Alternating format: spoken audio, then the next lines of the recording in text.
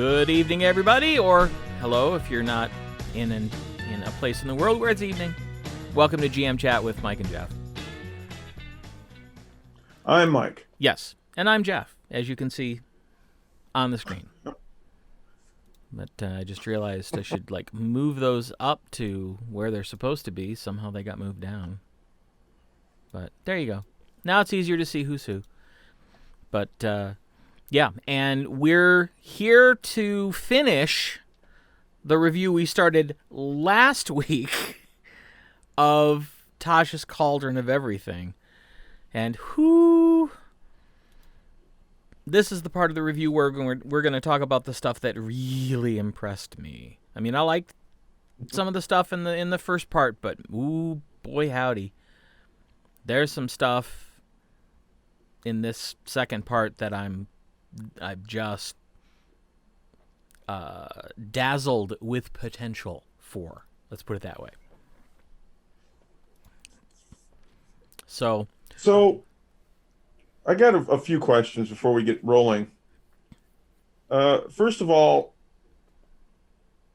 what else does Wizards have on deck after this that's going to knock our socks off? Probably whatever Matt Mercer comes up with in the next 6 months. Right. There's so much critical love role love in this book that that's a commonality to think that we all have, but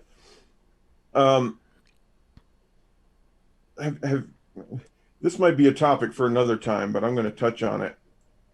Have you given much thought about what we're going to do when they switch over to 6E? Nope. I'm still trying to wrap my brain. I'm still trying to wrap my brain fully around 5th. I'll tell you why I haven't really even. I don't want to think about it. I don't want to know that it's coming. I don't even want to consider its possibility. No. Me 5E is nearly a perfect game for my play style. Yeah. So, and it also goes back to my problems in the past, where I grow this body of work and collections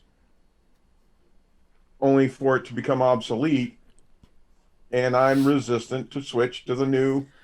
Well, but here's the thing. It's only obsolete if you let it become obsolete. I mean, it's still fully functional, yeah, absolutely. 3rd edition is not obsolete because I'm in a game where we're using 3rd, and this is a game that's been going on for 5-6 years now. So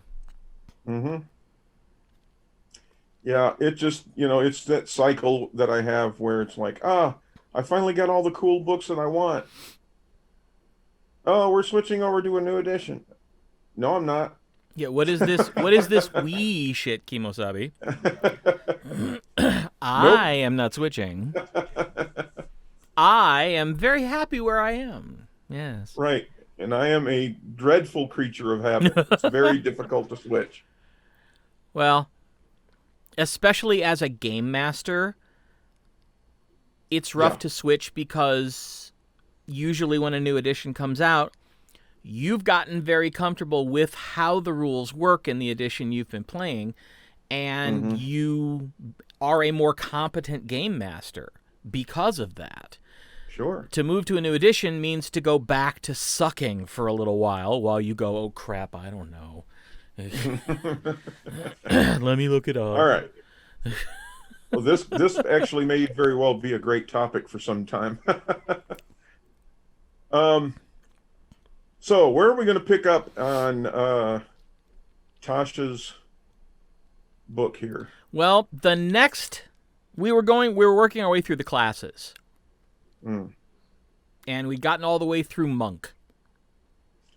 Gotcha. So where we pick up is Paladins. And I have to say, okay, Oath of the Watchers is interesting. I can see some great, potential there. But Oath of Glory, as I read through it, I immediately went, so this is like a religious version of the Cavalier. Exactly. Only they're not religious uh, in the divine sense, um, which is something kind of the cool thing with Paladins in general in fifth edition. They're not necessarily divinity. Um, they get their power through their oath by whatever magic that accrues. They just happen to manifest in the form of divine magic. But Oath of Glory, yes, it's a cavalier. It's exactly right. It's exactly right. Yeah. They are, or could also be, uh, it could be used very effectively for a samurai type Yes. character. Yes, absolutely. I can You see know, so yeah, there's a lot of cool things with that one. I kind of like that particular oath. Uh, the first thing I thought when I read it was it's a Klingon. You know, that. they go into battle for glory. Right. They want songs and operas to be written about their exploits. And that's kind of what this is all about. It's kind of cool. Yeah. So, and I don't know, for those of you who might be watching this who haven't played the earlier editions, I think it was second edition. They came out with a subclass of fighter called Cavalier, which was literally sort of like the traveling knight in shining armor. The Knights of the Round Table would have been Cavaliers. Right. Actually, I think it was original advanced D&D. Oh, was it really? Does it go back that far? Because it came out in the class came out in the Unearthed Arcana, and I believe it was one of the last books to come out in the advanced D&D. Oh, you may be right. And then we carried it over to second edition at that point. But right. Yeah, I believe, if I'm not mistaken, that was actually in advanced first edition. All right. Yeah. So, couple interesting things for Paladins. Moving on to one of my more favorite classes. And that, of course, would be the Ranger. Ah, yes. I like some of the changes they made with Deft Explorer as opposed to Natural Explorer. I like the way that, in general, the Ranger, their base skills progress now.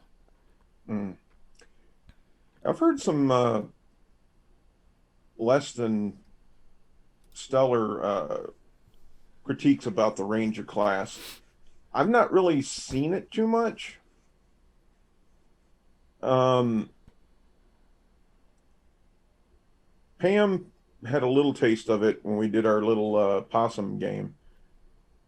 Or no, it wasn't possum. It was my game, I think. I don't remember. Anyway,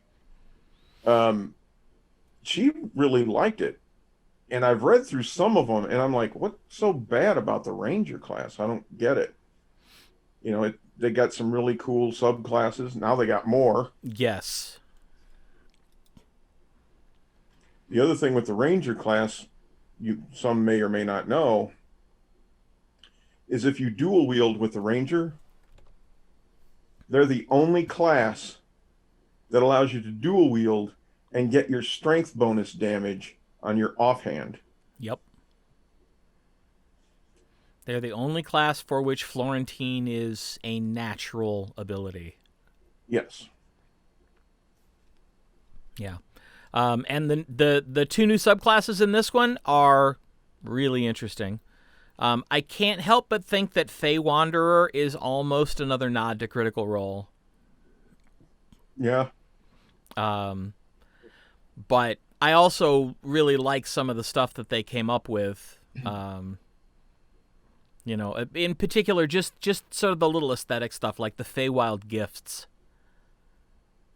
I immediately started thinking of, making a a Fey Wanderer Ranger and having it be so that, you know, every time I go to sleep, there are butterflies that start flitting around me while I'm sleeping.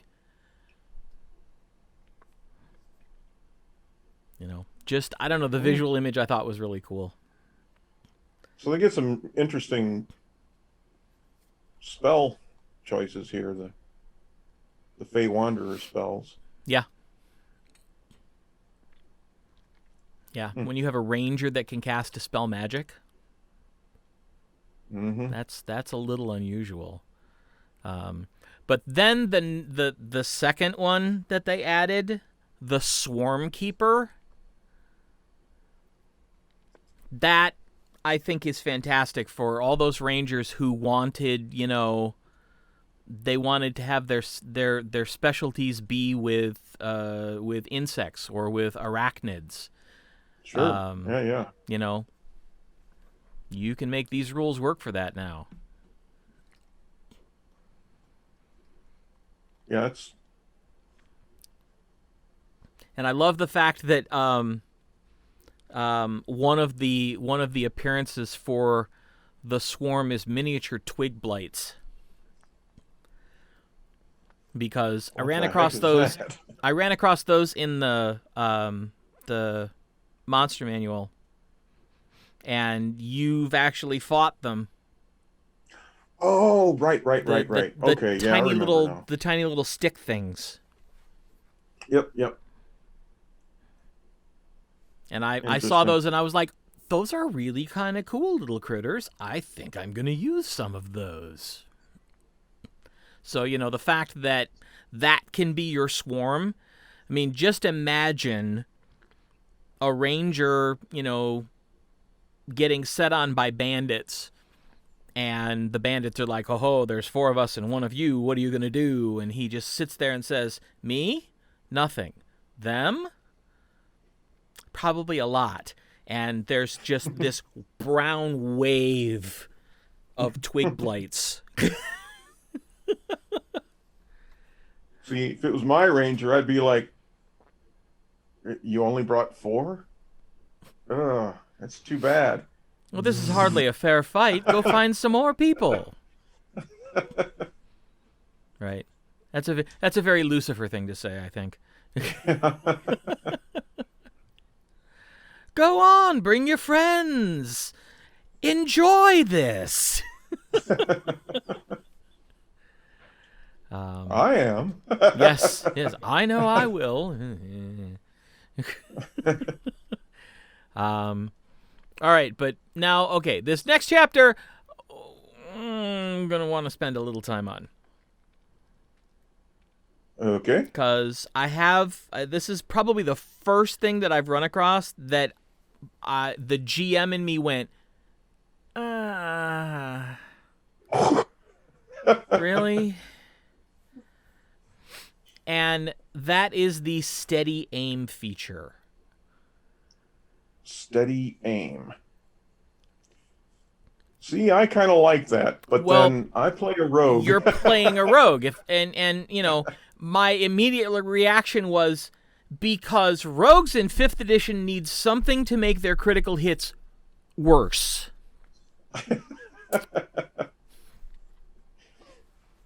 Not really sure how I feel about that. I mean, here's a way of thinking about it. It's like, you don't realize how much damage each class can do in the right circumstances. You know, a rogue, they get their sneak attack, which does a fair amount of damage. You know, but they're just using normal weapons. You know, that do 1d8, you know, or 1d6 damage. Right. So they're not doing a crap ton of damage all the time. Not like, you know, a wizard who can throw, you know, a 4d8,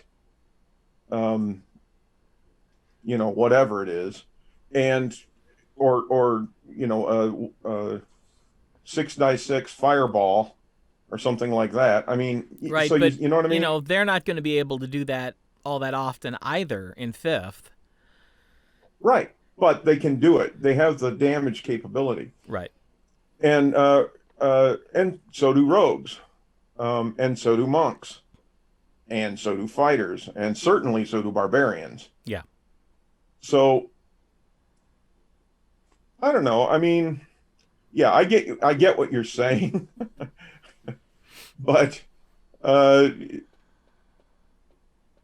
increasing the odds of a critical hit doesn't increase them that much. But I will say this: if a rogue does crit, it probably will be the single worst blow the enemy takes in that combat. Yeah. Because when you start doubling up weapon damage and sneak attack damage, that's a lot of damage. Yeah. Yeah. You know, in Airman's case, he's level 6, and his weapon, if he uses it, does 1d6 plus 1d4 necrotic plus 3d6 sneak attack. Well, you crit that, that's a lot of damage, especially at 6th level. You know, but so yeah, I see what you're saying, but yeah, but that's, I mean, okay, we're probably halfway through the book at this point. That's the first thing that I found anything to kind of go about. So that's pretty rare. Right. And if it means anything to you at all, I considered taking it with Airman and then decided against it because there are some other things I'd rather have. So you don't have to worry about it this campaign, at least not from Airman. all right. The 2 subclasses in Rogue, however, oh wow. Oh, I know. I immediately went, okay, Phantom would be perfect for an assassin type rogue, and Soul Knife would be perfect for a spy type rogue. The only thing is they already have an assassin subclass for rogue. Well, I would argue that Phantom might be an alternative. Definitely could be a some kind of a infiltration. Yeah. Yeah. Like if you needed to send somebody in to open some portal for the rest of the party to get in. Or just you need somebody to sneak through an area and do recon.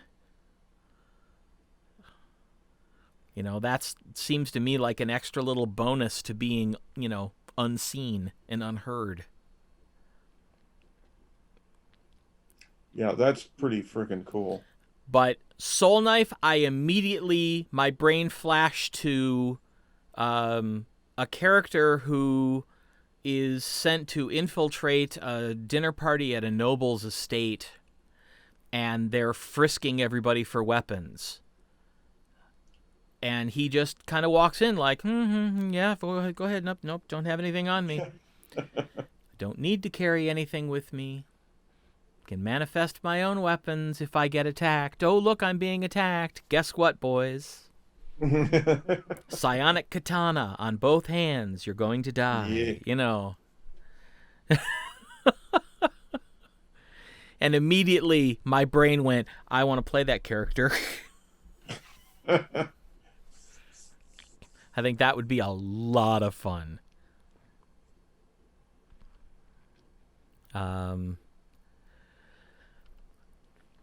Next up, talking about sorcerers. Not a whole lot, but the 2 new origins that they added in are kind of neat. Aberrant and Clockwork. Aberrant, if you're dealing with strange things, odd things, weird things. You know, my brain immediately went to, there was a one of my favorite gods that came out of 3rd edition was Finder Wyvernspur, who ended up being like a demigod. But he was the god of reckless adventurers. And I always sort of felt a kinship with that. And there's a series of novels that feature him both before and after, you know, assuming the demi-divinity. And one of the things afterwards, after he became sort of the demigod, was him dealing with the god of the Mind Flayers. And the god of the Mind Flayers insisting on a tribute, a piece of knowledge, before he would let them pass through his domain. So Finder gave him a song that never ends. And later on in the book, a bunch of Mind Flayers basically showed up and went, "Please, you have to come back and take your song back. Our Lord is going insane." And he was like, "Well, let's talk about that," you know.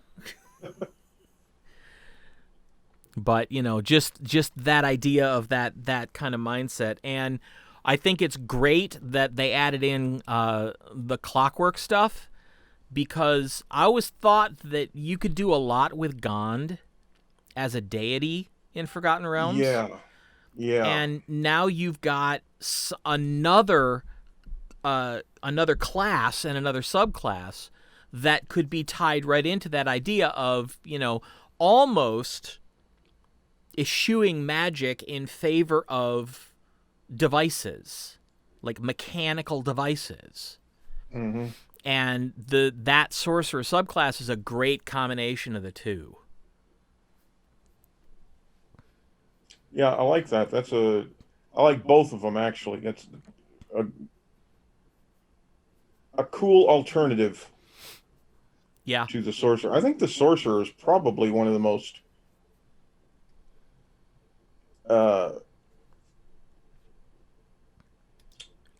malleable, and as far as coming up with a strange or one-off type of a character.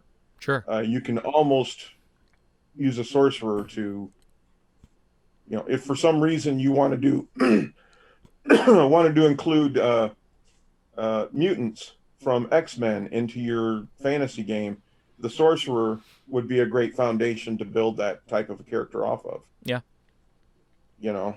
Yeah. But it's funny that you mentioned that, because the next class we're going to talk about would also be a great way to do that, and that's Warlock. Yeah. Warlock, you're dealing with origin. You're just dealing with a little bit more of a personal connection, Right. to the origin.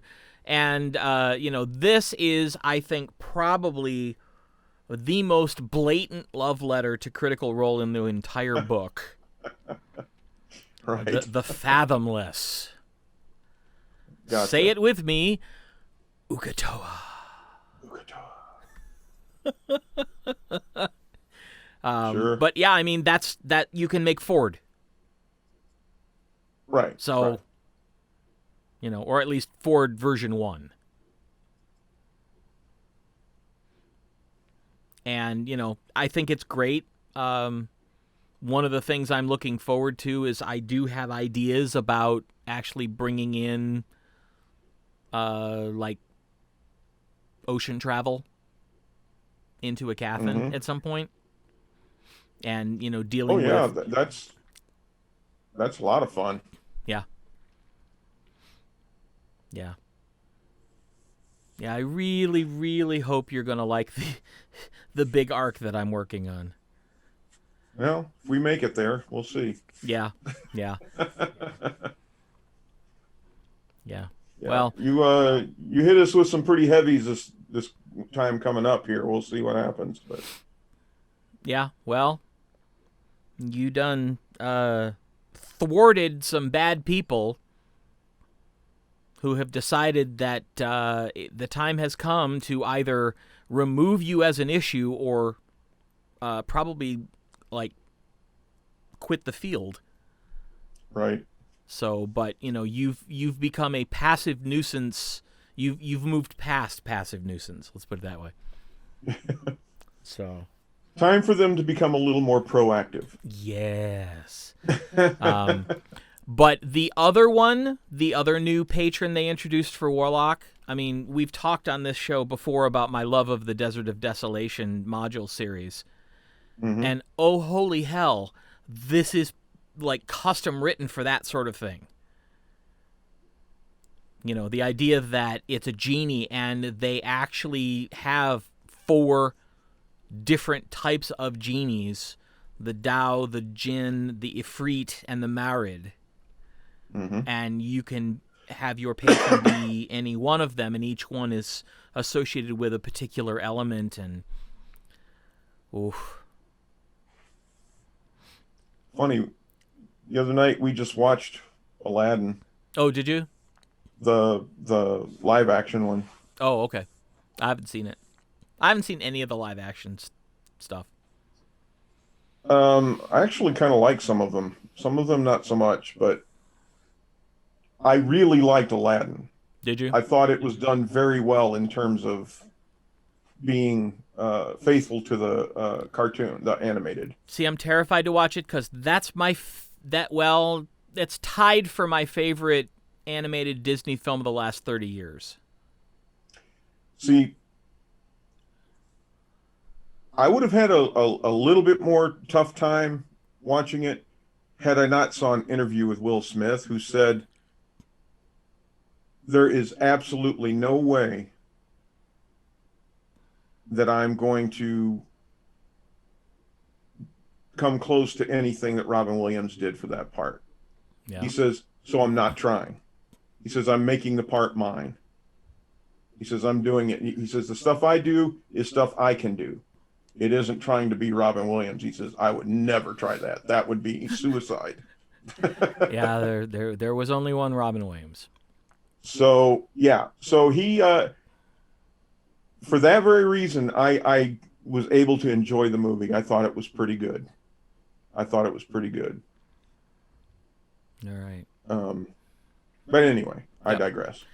And then, finishing off the classes, Wizards, the Order of Scribes, that to me sounds like it would be, at least in my mind, more useful for an NPC than a PC, but, to each their own. But Bladesinger, hello.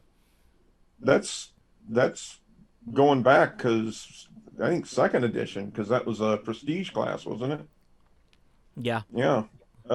That's Pam's favorite class of all time. I've always loved them too. There are a couple stories written in like the 2nd and 3rd edition novelizations that have an elven bladesinger as the protagonist.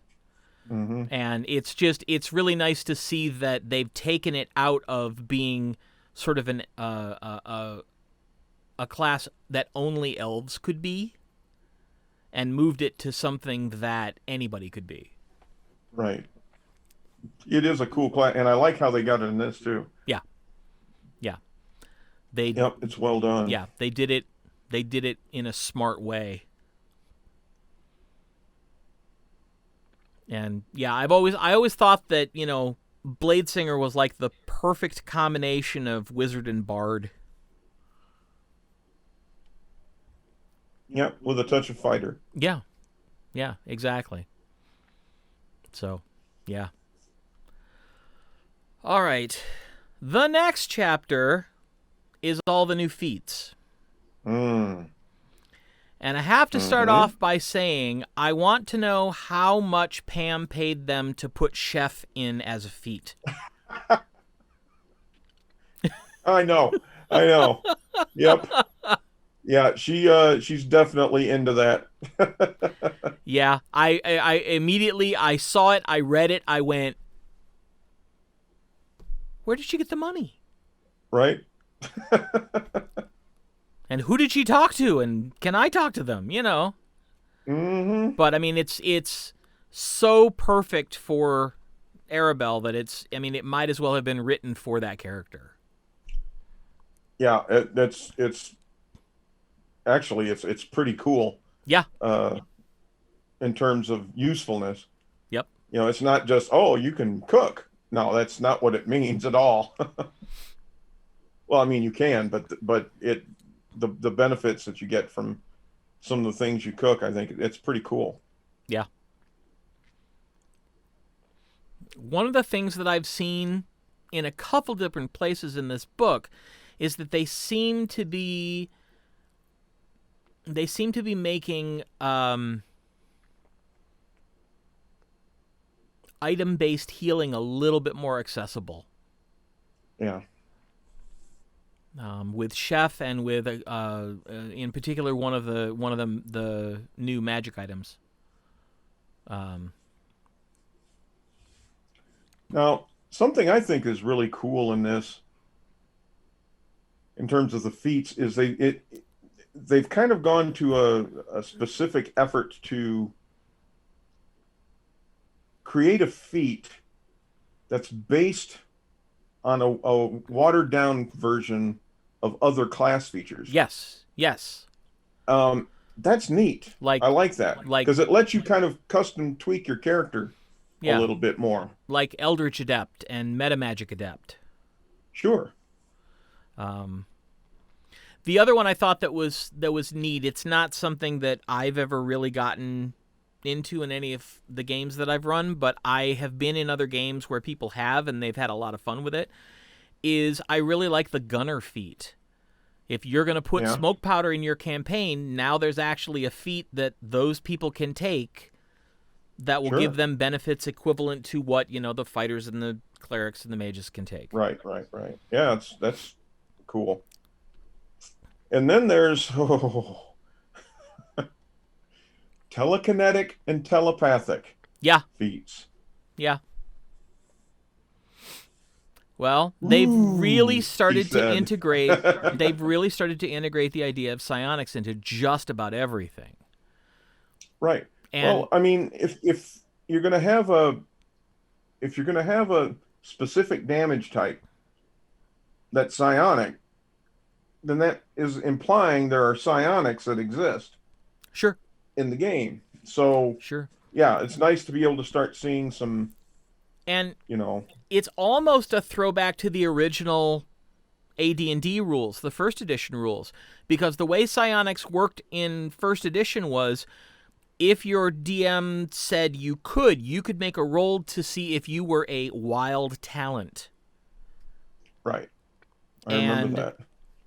This is giving people the ability to have that sort of wild talent aspect. Right. The character is a ranger, just a regular, great outdoorsy ranger, but she's also telepathic. Mm-hmm. And that creates some very interesting situations, And because I always thought the wild talents, it was devilishly hard to get a wild talent. I think in the entire time I was making first edition characters, I had one that I actually rolled the right number to get a wild talent. So it wasn't easy. It's like getting divine intervention. Yes. I think divine intervention is easier because as you go up in level, your percentage chance increases. Right. Wild talent percentage chance was always that big and... Right. With a lot of other space in there to fail. Yep. I do also want to mention the one that, again, because I've read some of the novels out of 2nd and 3rd edition D&D where they really kind of seized on the idea of the Shadowfell. Mm-hmm. Getting, having the ability to have a feat like Shadow Touched, where you're not necessarily bringing in something from another class, but from another origin. Mm-hmm. Like, you're not a member of the Shadowfell, but somewhere along the line, someone in your lineage crossed paths with someone who was and became affected, and that gene sequence has been passed down and it's manifested in you. Right. Because shadow stuff has always been interesting to me. Just the sort of the overall sort of aesthetic feeling of dealing with shadow, and the flexibility of what you can do with shadow magic. Still trying to wrap my brain around exactly how 5th does it, so... Yeah, that's something I'm got in the back of my mind I'm working on for my world, is how the Shadowfell works. I like to try to take what they did and put my own creepy, weird spin on it. Sure. So that's kind of what I'm tooling with right now as far as in my world. Because the Shadowfell is already creepy and weird. And then once my imagination gets a hold of it, it's going to be something very twisted. So, yeah, I hear you. All right, the next section that we're going to talk about, my absolute favorite section of this whole book, is the section they wrote up on group patrons. What absolutely gorgeous artwork too. Yeah. Because I came, I started reading through this section and immediately went, oh, holy crap. This is some of the stuff that I've already been establishing in Aecathan, and now they've given me rules to formalize it. That's going to make things so much easier. Mm-hmm. Because I actually made a list of the types of group patrons that they've listed. Academy, already in Aecathan. It's the Tower of Azanor. Mm-hmm. Okay. Ancient Being, not in Aecathan yet. So far as we know. But there's the potential. Aristocrat, not in Aecathan yet, but there's the potential. I mean, I can already see where it might fit down the line a little bit. Criminal Syndicate, duh, Viessa. Yeah, well, right, yeah. Guild, it's in the game, you just haven't run across it yet. Military focus, duh, the Aecathan army. Mm-hmm. And religious order, there's 3 of them. There's the Felafiri Sanctum, which is all the good deities. There's the Citadel of Krekazaki, which is the neutral deities. And there's the Temple of Jagravana, which is the evil deities. Right. And so I'm looking at this going, I feel like Madeline Kahn's character from History of the World Part 1. Yes. No. Yes. No. Yes. And oh my God, this is going to make what I'm doing in putting this all together so much easier. Because I don't have to invent the wheel now. Somebody else has given me the wheels for this sort of thing. All I have to do is fit what I'm doing into it. Right. And that will also help me make sure that it's balanced. Because that's the one thing that I always worry about when you're making up something that doesn't exist in the rule set, is figuring out, does it balance with everything that it needs to? Right, because once you roll it out, there it is. Yeah. It's really hard to retcon that stuff, Yes, especially when we're doing a live campaign on the stream. Yep. You can't just say, okay, so remember 4 episodes ago when this happened? It didn't happen. Right. Then you get people going, yes, it did. It did happen because I watched it happen on the stream. You can't do that. Yeah. Yeah. But yeah, I think I think that's awesome. And the stuff they included at the end about sort of like becoming your own patron. We've actually already done that in a campaign, the Gareth campaign. Gareth became the patron. Yes. Yep, that's true. We all worked for and with him. Yep. So it was nice to see that kind of brought in as well. Sure. What did you think of it as you read through it? So yeah, I agree with you. The being your own patron, there's a lot of things, a lot of ways to interpret that. A player who has who is their own agency, they call the shots. Right. You know, um, I don't know that I personally would want to try that again, um, because it requires a lot of, you gotta you're responsible. You're the one that Right. But uh, it would be a fun challenge for a player, I think. Somebody who's got some experience and has the cojones to go after it. But it's very cool that they've got that in there.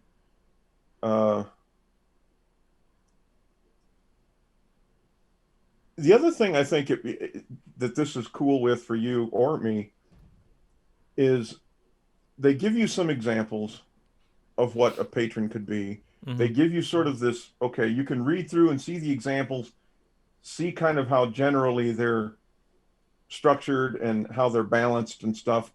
So if you thought of something else, yeah, oh yeah, that you wanted to do, now you have a framework to work off of. Yeah, you have templates to pattern from. Right, right. So yeah, I think that's really cool.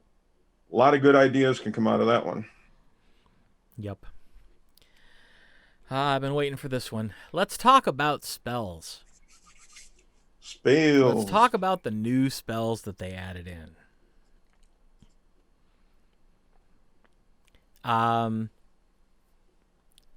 Some of them are pretty freaking like powerful high level spells. Yeah.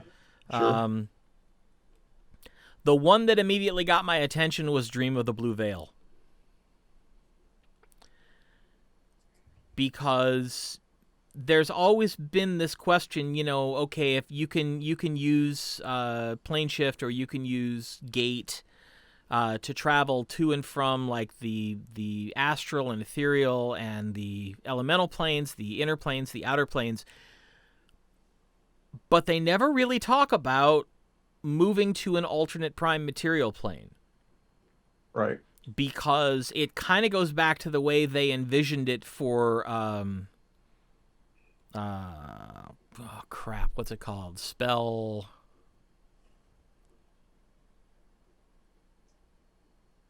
Jammers? Yes, thank you.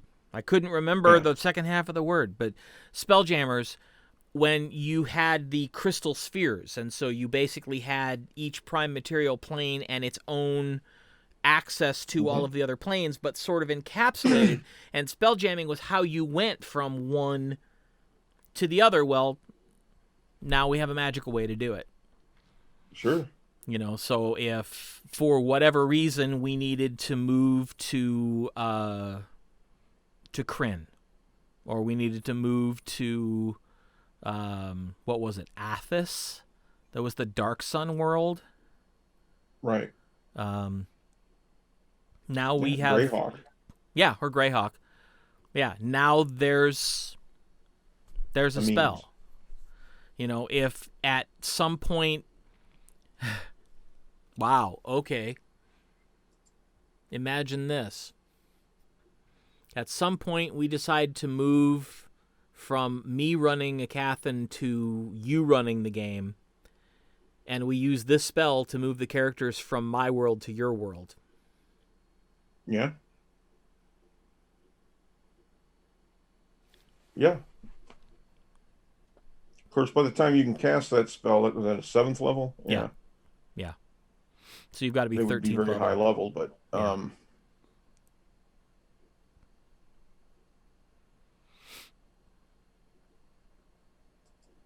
that's an interesting spell.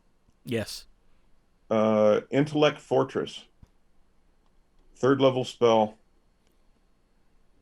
And it can be cast at higher levels. Yep. And this, I actually wrote a note that this makes me really happy because this is sort of in-world the acknowledgement of the magical community that psionics is a thing and they have to figure out a way to deal with it. Mm-hmm. Before we get too much past it, though, I do want to mention Green Flame Blade. Okay. Because for a cantrip, that's a pretty cool spell. It's kind of like a low-level fire-based chain lightning spell. Huh. And as a cantrip, I'm looking at it going, wow, that's actually useful. You know, like if you're alone and you're facing, you've got 2 wolves attacking you, you can cast this cantrip and attack both of them in the same round. Yeah. And that's die useful. 8 damage. That's no joke. Plus your spell casting modifier. Yep. And it goes up. Plus your spell casting modifier? Yes. Wow. So, if you got a, +3 intelligence, you'd be doing a D8 +3. Well, that's cool. Yeah, so it's a straight die to the first target and a die plus your spellcasting modifier to the second target. So you just keep alternating between which one's the primary and which one's the secondary, and you just whittle them down. Mm-hmm. Yep, with no spell slot cost. Yeah, exactly. The other one going along the lines of Intellect Fortress was Mind Sliver, and this was the one that made me go, wait, what? Because it used to be that magic and psionics really didn't cross. They were each kind of their own spectrum. But here's a magical spell that emulates a psionic attack. Yeah, does psychic damage. Yeah. And as a cantrip. Mm-hmm. Yep. Take 1d6 psychic damage and subtract 1d4 from the next saving throw it makes.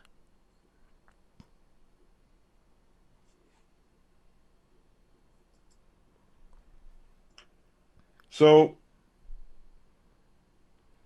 And then there are all the new summoning spells. Yeah, I saw it. Oh, holy crap. Somebody finally went, what about we give some love to the rest of the critters in the universe? Mm-hmm.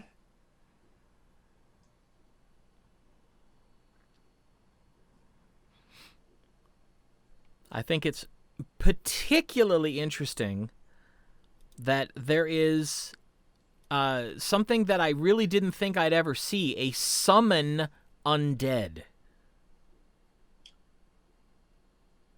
Yeah? Usually you want undead... Funny, that's under the necromancy school, isn't it? Yeah, gee. Usually Crazy. if you want undead, you got to make them yourself. Yeah, that's crazy. And so this, this is, no, you can just summon one from somewhere else. Call your friends. Yep. Phone a fiend, There you go. But, and the fact that you've got 3 options, ghostly, putrid, and skeletal. So you can summon, wraith, ghost type. You can summon white, ghast, ghoul type. And you can summon skeletons.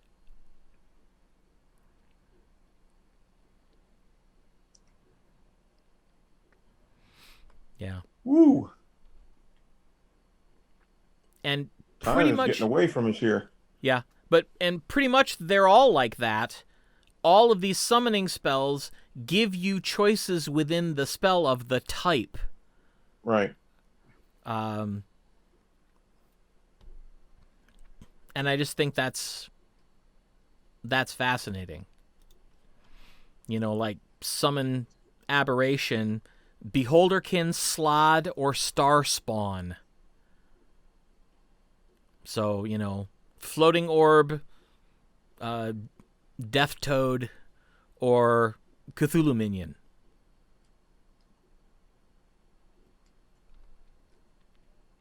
I could have so much fun with that spell.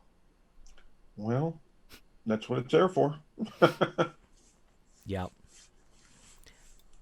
But I think probably the coolest part of this chapter is the last part, which is all about personalizing your spells.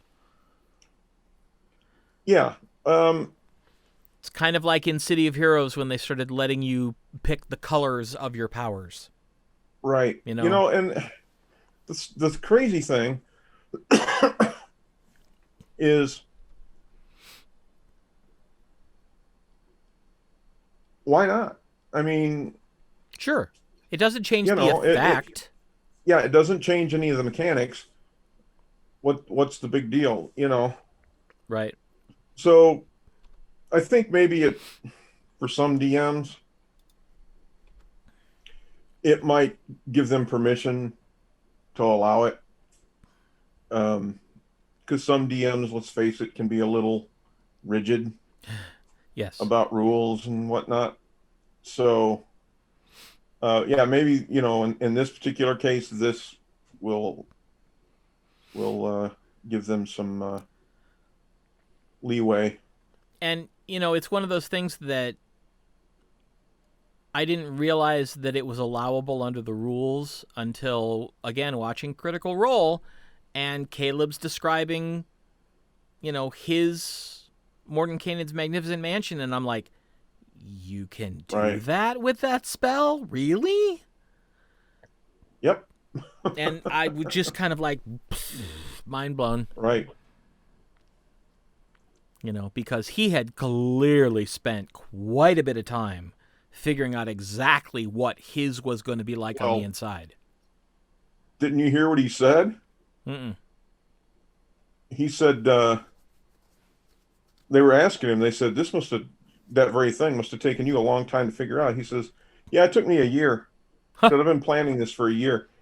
He said, not Caleb. I have. Oh, jeez. He says, I've been writing this stuff down for a year, detailing how I wanted it. Wow. Yeah. All right, well, let's shoot on to the next chapter, which is talking about the new magic items. And again, another nod to Critical Role, the addition of magical tattoos. We have come to my favorite part of the book. This is an absolutely brilliantly cool addition to the game. Love this rule. Yep. This is the coolest thing. I have plans, Jeffrey. I'm sure you do. Yeah, no, this is really, really neat. Gives you some alternative abilities. It's essentially a magical item. Yeah. In the form of a tattoo that you have on your body. Mm-hmm. And they have some really cool effects, some of the ones they've come up with. And the great thing about it is that it's not limited to what they have here. You can come up with your own idea, run it past your GM, work with them, sure, and see what you can come up with. It's cool, But they have some things to go by, some things to work with, and some of them are really cool. Yeah. Astromancy Archive. That's pretty cool. Apart from the tattoos, there were basically, technically 5, but I put them in 4 groups. The idea, the Cauldron of Rebirth. I thought that was a really interesting thing to add in, especially given that once per long rest, you can create a potion of greater healing with it, and it lasts for 24 hours. So, Right. again, with the same thing with some of the effects of the chef feat, it's putting a little bit more healing in the hands of the characters on a regular basis other than the spells or stuff they have to buy. Right. Right. I also thought it was great that they said, this is a perfect thing for scrying. So they've Right. come up with a magic item that is like set up for scrying. The one that I had an issue with, and this is just nitpicky, I know, but I remember sort of like the original from AD&D, the Lyre of Building. Mm. This is not a Lyre of Building. This might be a Lyre of Rebuilding, but it lets you cast Mending. It lets you block damage to an object or structure, and then lets you cast some spells. Mm. That's not what the Lyre of Building does. Right. So, yeah, I have a little issue with that. There are a couple things that I immediately went, oh, look, Druid and Ranger love. The Moonsickle and Nature's Mantle, the cloak.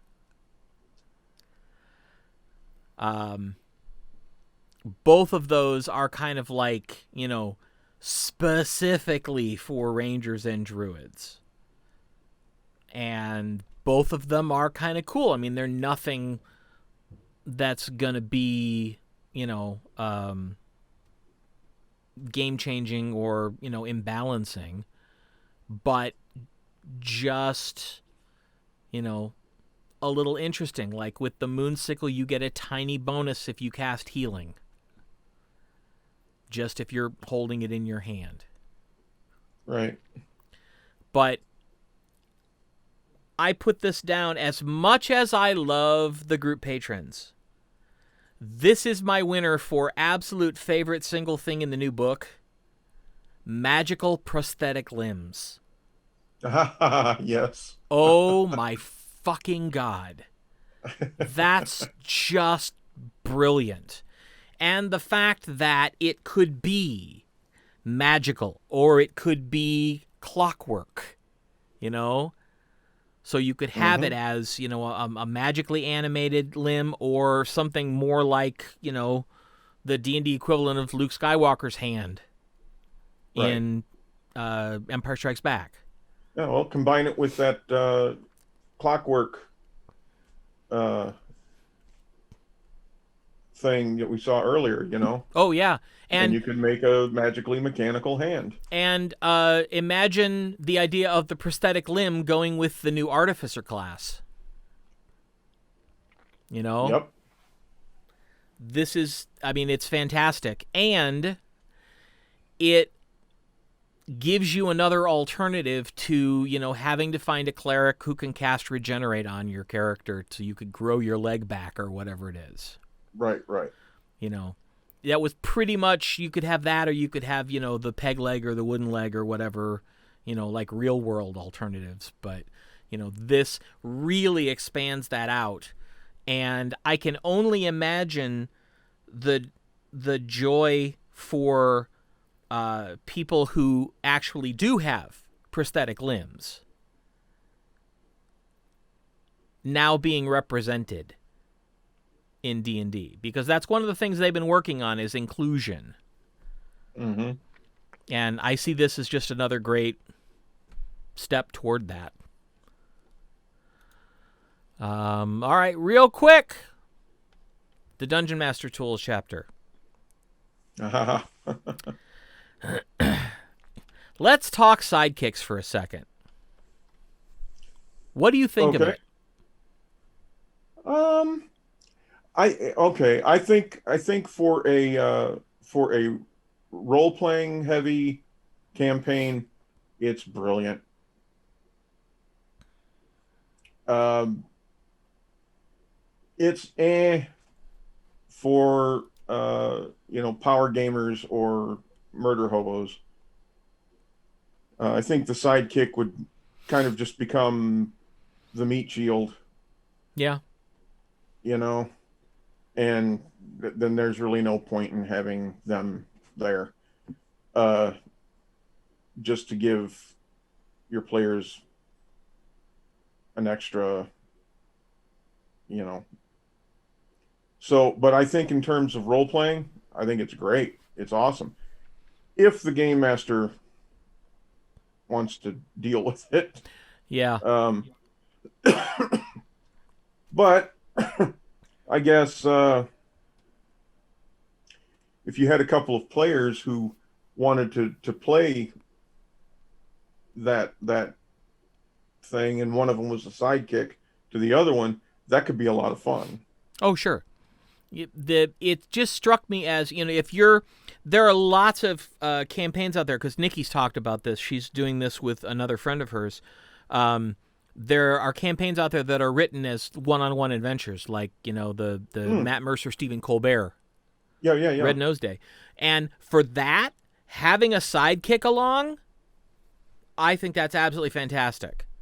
But once you get past about 2 players, if they each have sidekicks, there's your 4 players, which everything in 5th edition is geared toward a party of 4.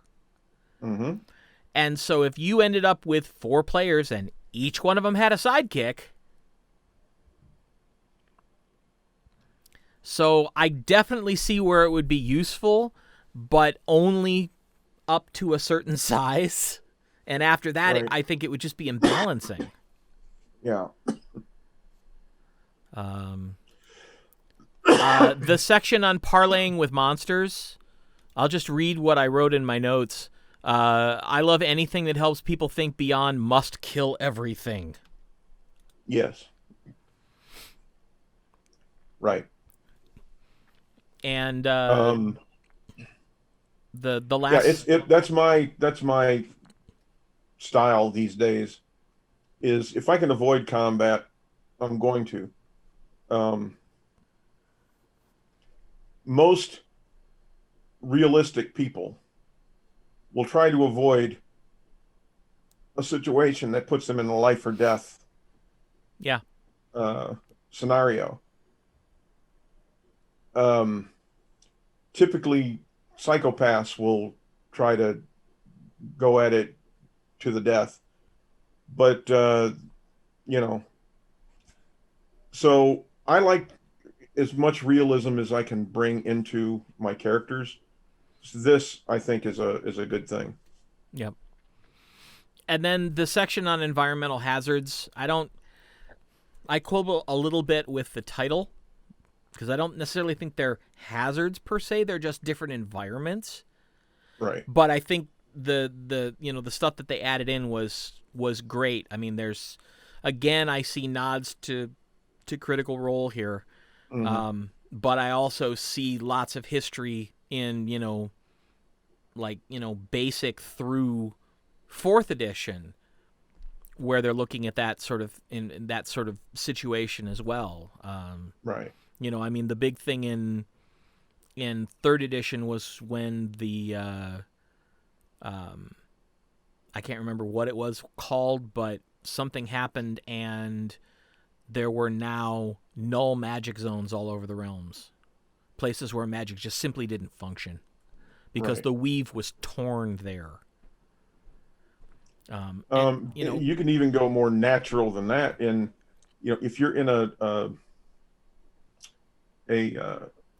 volcanic area, it's not just the heat that you got to cope with, but it's the toxic gas that it produces. It's lethal. Yeah. If you are in it too long. And stuff like that. I mean, you should have rules for that if you want that level of detail in your campaign. Sure. And then it won't take too long. The last chapter is just examples of different puzzles. Boring. Sorry. Well, yes and no.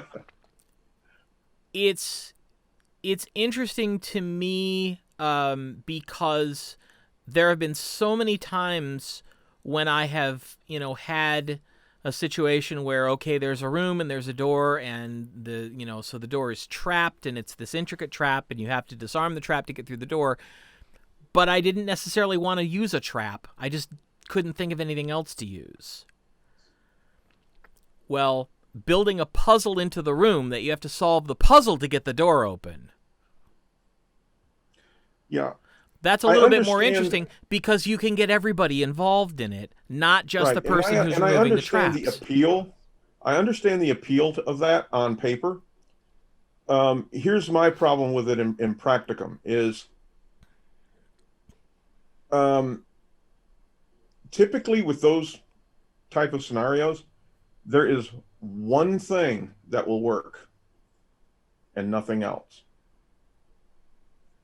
So unless you can all figure out what that one thing is, you're not going any further. And to me, what that does is it will slow down or possibly stop the campaign. It keeps the story from moving forward.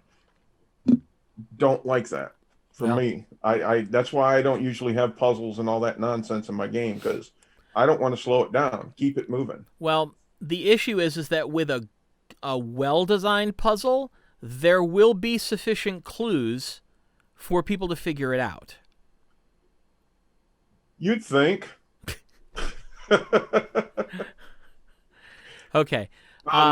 Let's put it this way. I think if you're going to have something like that in your campaign, have a way to move the story along.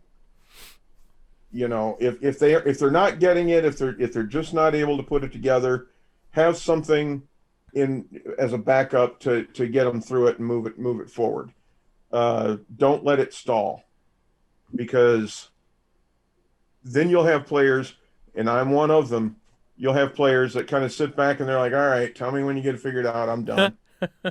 Yeah. And because they're just bored. I don't know how to fix it. I'm not good at puzzles. So whatever. Right. Knock the wall down. That's my solution. Yeah. But, I mean, there's Fluffernutter. Fluffernutter. There are some good example puzzles in that chapter that you can use verbatim, or you can get some really interesting ideas from. So, all in all, absolute 2 thumbs up for this. Yeah, definitely. It's worth the price. You get a lot of content for it. We have decided officially to adopt this for Aecathan. Which is amazing, because you initially only had the core books for the Aecathan, right? Yep, but that's how much this book impressed me that I was like, all right, we're gonna bring this in. Which is another way of saying, folks, there's too much in there for him to have fun with, to not include it. Exactly. But I mean, seriously, the group patron stuff would have sold me on its own. I would have been like, yes, that, please. So, all right. So let us know what you think. Please. Agree, disagree, something we missed, that something we didn't bring up that you think is worth talking about? Let us know, please. Or an addendum to something we already said. Yeah, exactly. You can watch this on Twitch, obviously. Remember, we're also on YouTube, and you can get to all of those things plus all our social media from our website, artifactsworldwide.com. Right over there on the left. If you go to YouTube, please like, share, and subscribe. You know the drill. Yes. Leave a comment in YouTube. Let us know. Yep. If you're on Twitch, please subscribe. If you know people that might like what we do, send them our way. Have them subscribe too. Yep, we're looking for more peeps. Always. Kind of want to build a family, the likes of which Critical Role has. I don't ever imagine it will be anywhere near that size. Yeah. But, you know, I'd love to build a little family around our game. I think that would be great. Yeah, it'd be a lot of fun. I think we have plenty to offer, so. I do too. We don't do too bad for a bunch of old farts. Yeah.